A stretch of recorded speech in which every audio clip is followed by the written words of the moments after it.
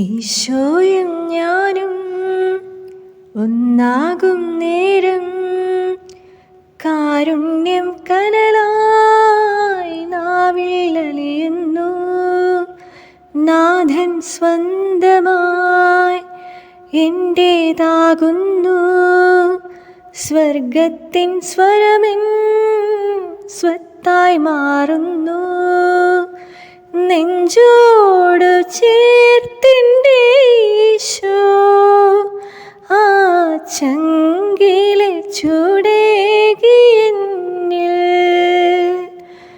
പ്രാണൻ വേടിഞ്ഞെൻ്റെ ഈശോ സ്വന്തം ജീവൻ പകർന്നേകി എന്നിൽ.